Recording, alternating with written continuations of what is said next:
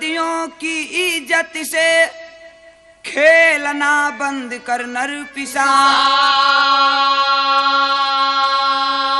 वरना विनाश की ज्वाला में सारा भारत जल जाएगा। नारी ओ जननी भगिनी है, बेटी और पूज्य महिषी भी, धक्का दोगे इस गरिमा को सर्वस्व तेरा लुट जाएगा।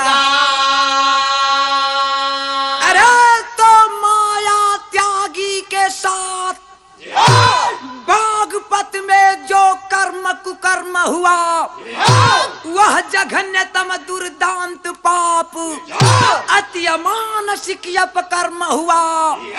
मितवा समझा दे दुर्योधन दुशासन के उन चेलों को, अन्यथा समर इस धरती पे वह महासमर ढल जाएगा। आए भैया, यहीं से कहानी की शुरुआत है। कहानी बा कहवा का, तनी से बढ़ के द मास्टर कि 18 जूना साला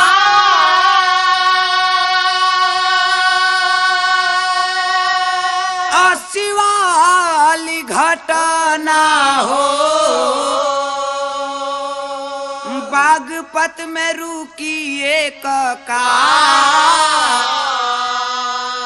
अच्छा बजाना बैठे थे गड़िया के भीतर हो, संगवा में माया त्यागी ना। अरे भैया, 18 जून 1980 की बात कोई कपोल कथा नहीं, बल्कि साप्ताहिक हिंदुस्तान पत्रिका में ये कहानी प्रकाशित हुई थी और मजबूर होकर के इस कहानी को गाना के रूप में देना पड़ा।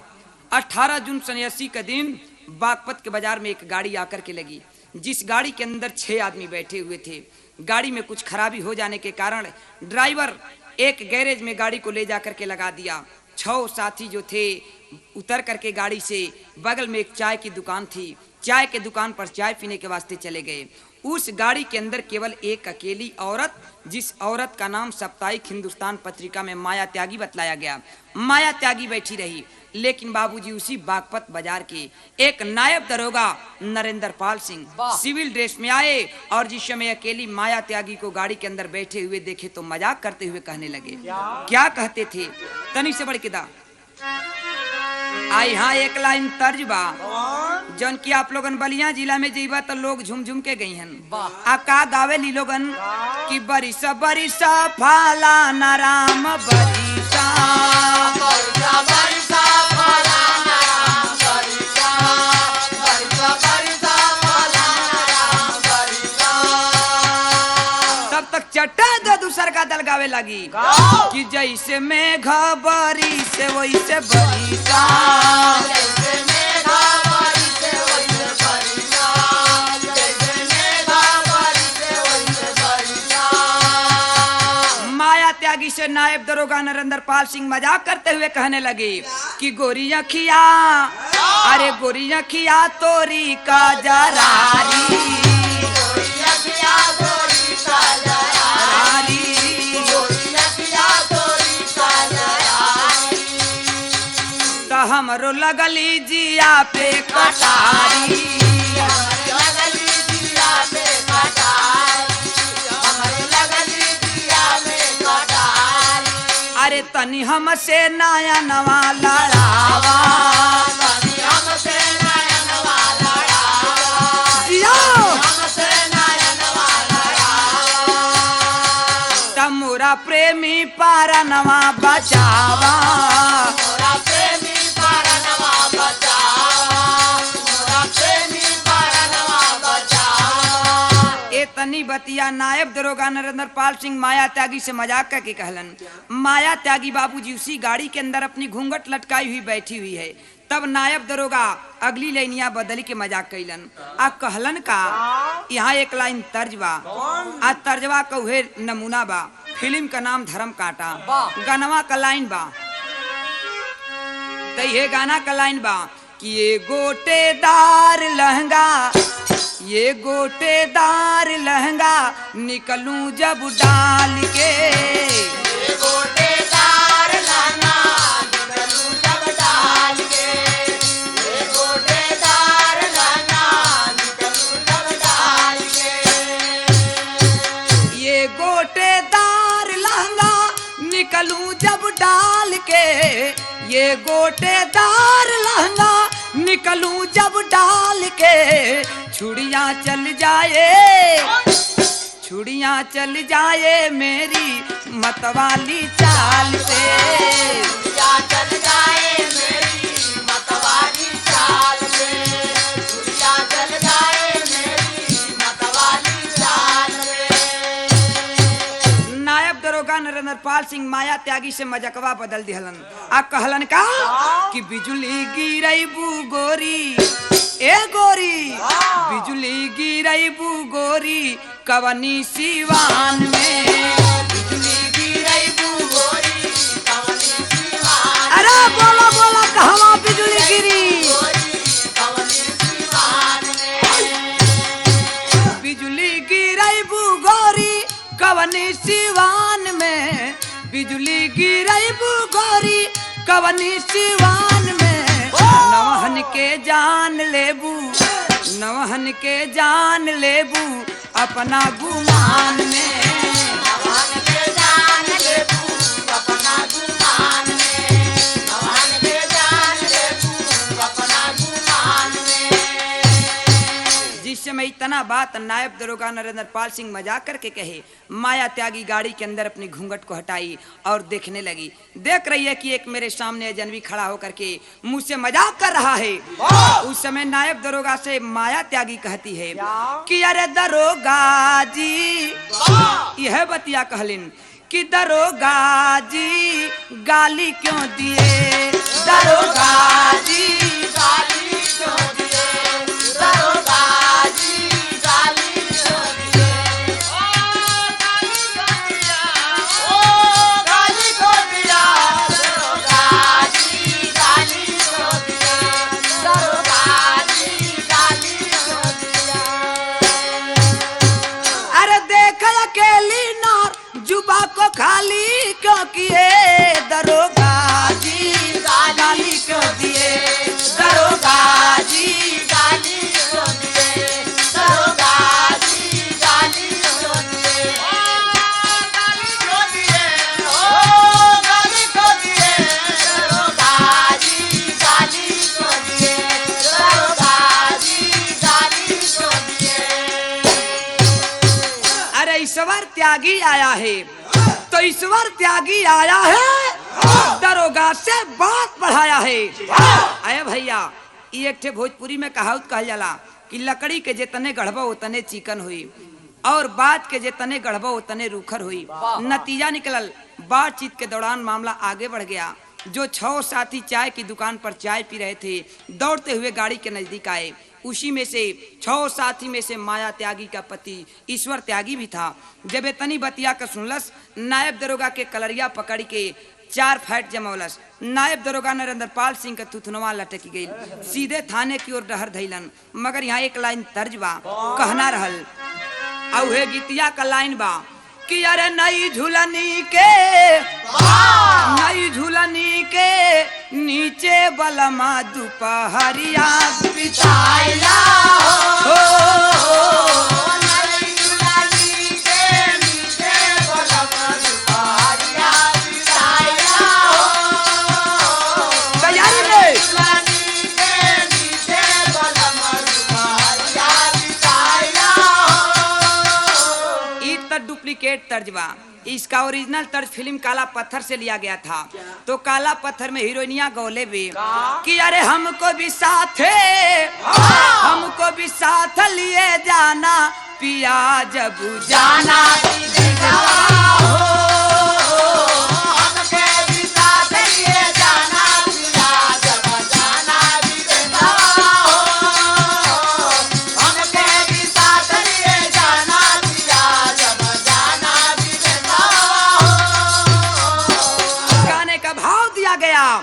कि अरे पापी की झुकली, तब पापी की झुकली नजरिया बजरिया में ताली बजेली हो ताली के झुकली नजरिया बजरिया में ताली बजेली हो ताली के झुकली नजरिया बजरिया में ताली बजेली हो।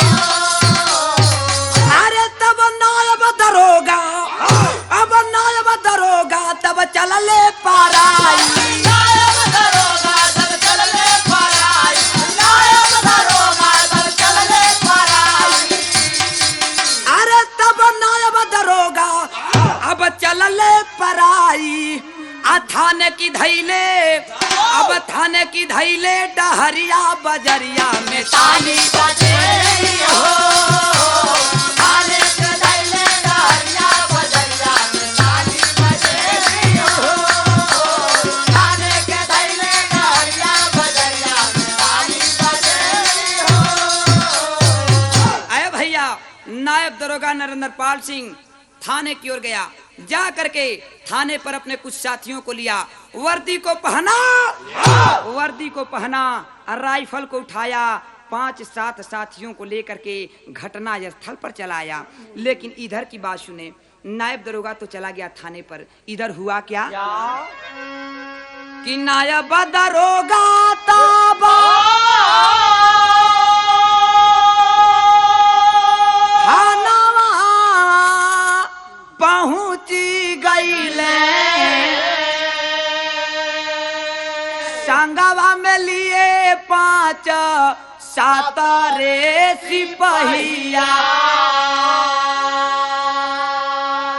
धड़ धड़ गोलिया चलावे बेईमाना हो,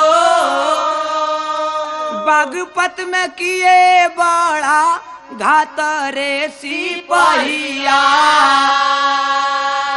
अरे भैया, नायब दरोगा तो उधर थाने की ओर गया, मगर इधर जो 6 साथी है, 6 साथी आपस में विचार कर रहे हैं। ड्राइवर कह रहा है कि दोस्त तुम लोग गाड़ी के अंदर जल्द से बैठ जाओ, हम गाड़ी स्टार्ट करते हैं और यहाँ से भाग चलें। सभी लोग गाड़ी के अंदर बैठ गए, ड्राइवर ड्राइविंग सीट पर बैठ गया, गाड़ी को स्टार्ट करने लगा, मगर बाबूजी गाड़ी स्टार्ट नहीं हो पाई। ड्राइवर मजबूर होकर के कह रहा है कि दोस्त गाड़ी को पीछे से धक्का लगाओ, हो सकता है गाड़ी स्टार्ट हो जाए। बाबूजी 6 साथी मिलकर के गाड़ी को पीछे से धक्का लगा रहे हैं, मगर भगवान की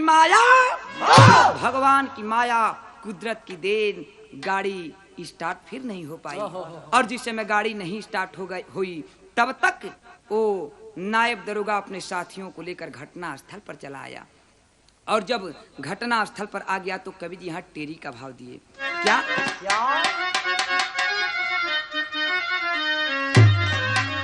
कि अरे माँ के दामन में, तब माँ के दामन में दाग लग गई, ओ अरे माँ के दामन में दाग लग गई, तब पी गए मानवता ममता में लागी आगी।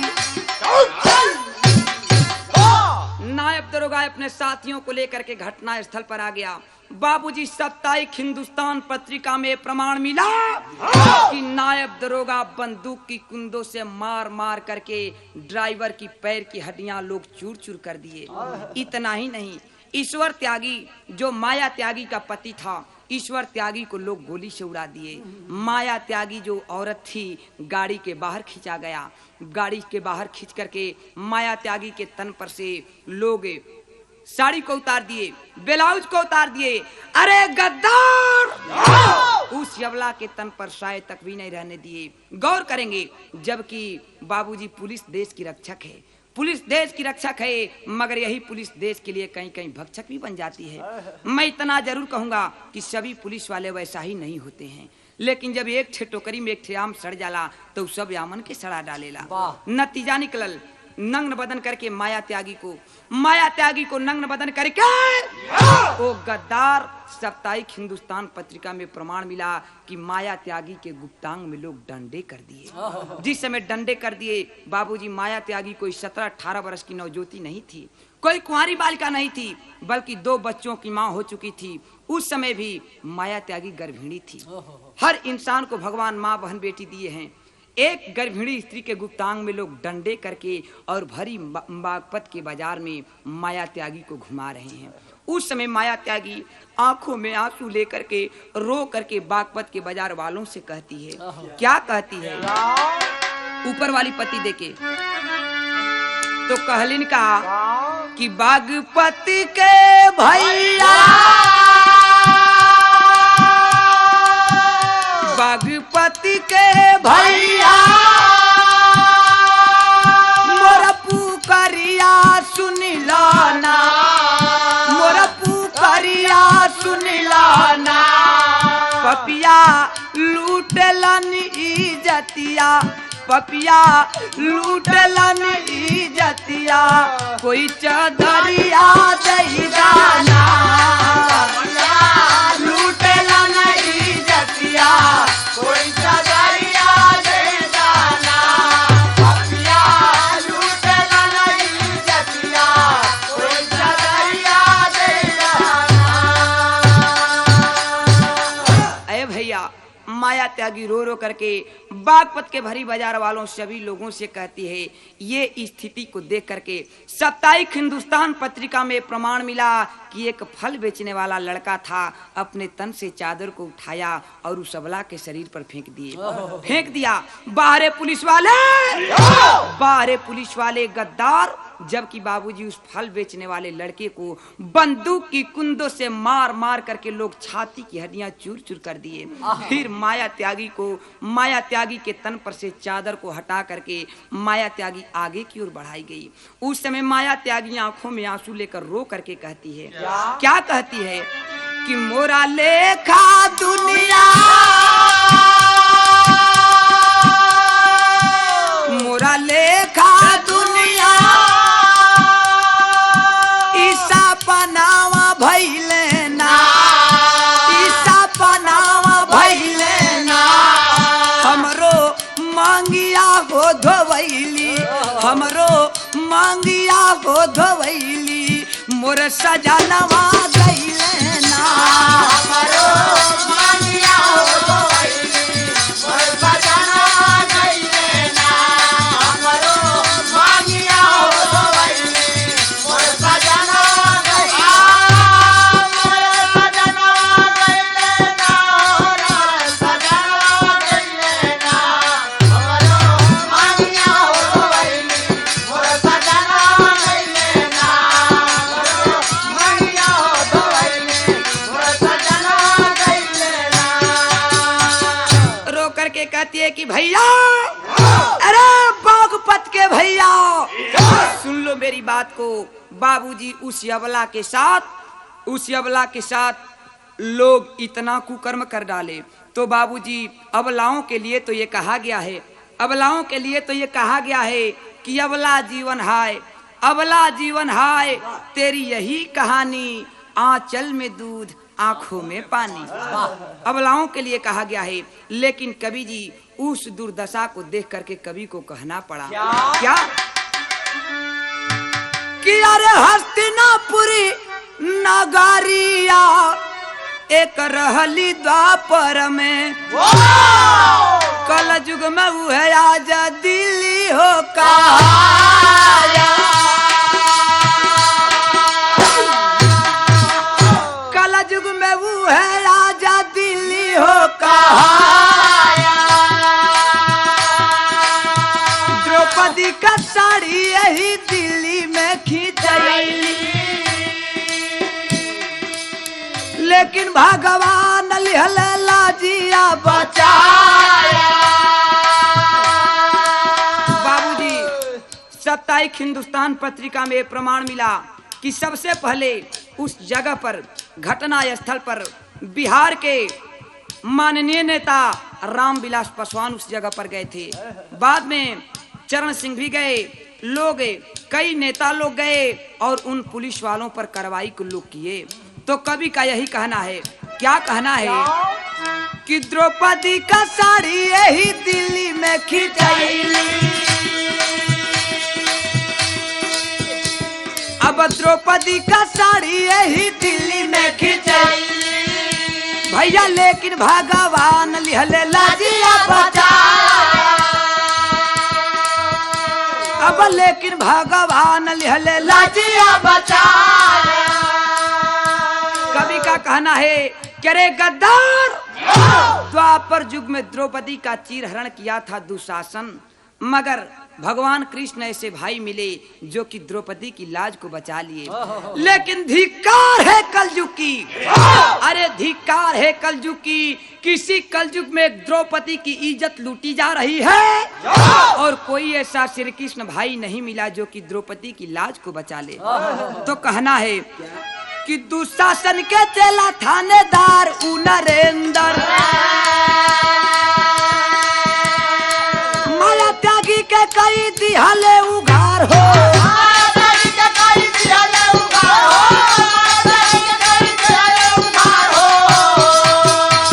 भैया माया त्यागी के कई दिहले उघार, जौनी तनावा से भैले पापी के जाना मावा, भैया जौनी तनावा से भैले पापी के जाना मावा, अरे उहे तना देखया जरा किया पसार हो,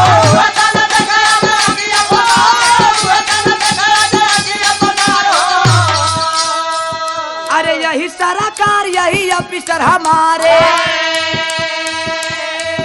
अब यही सरकार यही ऑफिसर हमारे, अब तनी आगवा के सुनई जहार हो,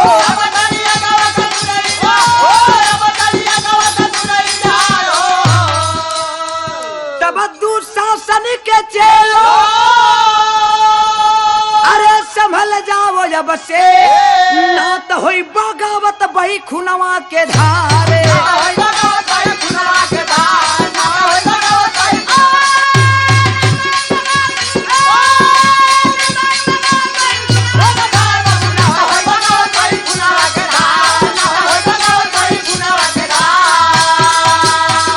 अरे गद्दार अब से संभल जाओ, नहीं तो पब्लिक इतना मूर्ख नहीं है जो कि मनमाना जो तुम लोग चाहोगे वही कर लोगे। तो बाबूजी आपे लोगन से एक ठे बात कहना बा, ऐसे कि आपे लोगन देश के कर्णधार बाटा, कहना का बा कि लाना होगा इनकला, अरे लाना होगा इनकला, ये दावत चाहिए, तया गया वो नौजवान अब बगावत चाहिए,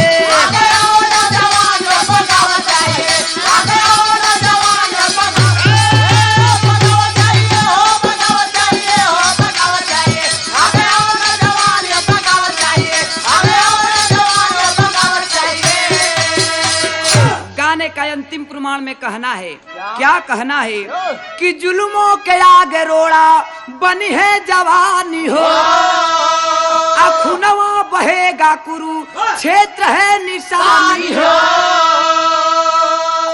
यह कवि के अंतिम प्रमाण में कहे कर रहल। तो कहना का बा कि जुल्मों के आगे रोड़ा बनी है जवानी हो, खुनवा बहेगा कुरु क्षेत्र है निशानी हो, दया दवम प्रकाश ऐसा गावत चाहिए, आगे आओ नौजवान अब बगावत चाहिए।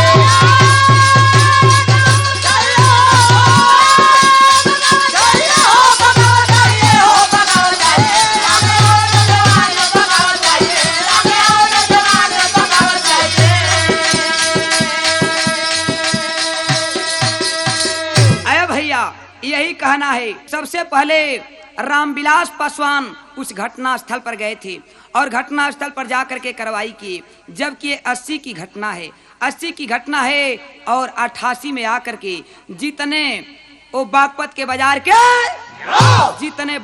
बाजार के पुलिस वाले थे, सभी लोगों को जो है जीवन कारावास हो गया। गाने का अंतिम प्रमाण में कहना था यही, जब जीवन कारावास हुआ तो हुआ क्या, और यह आप लोगन से कहे कर रहल कि अगर आप लोगन सही रहबा, हमन के सही रह जा, तो देश में ऐसा गंदा हवा कबो ना आ पाई। जय जखाड़ गुरु जद्दू लौटन, जय जखाड़ गुरु जद्दू लौटन की लहरे फुलवारी। श्री नारायण शिव दयाल संगमितवाल बिहारी हो। अरे माँ के दामन में दाग लग गई, माँ के दामन में दाग लग गई, लिखे श्री नारायण मन में ले अनुराग, माँ के दामन में दाग लग गई।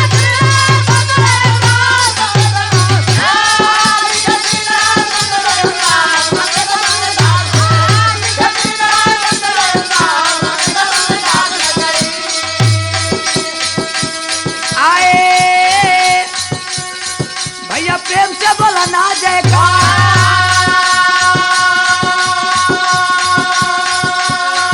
अरे जय सरद मैया हमारे परिवार में नैया मैया के लगाया बेटा।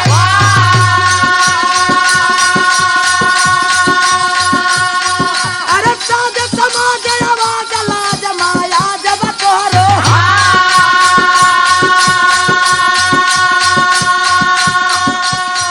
अब कथवा का मैया हमारा गुरुजी के खेलू मैया कागजे का नैया बहा।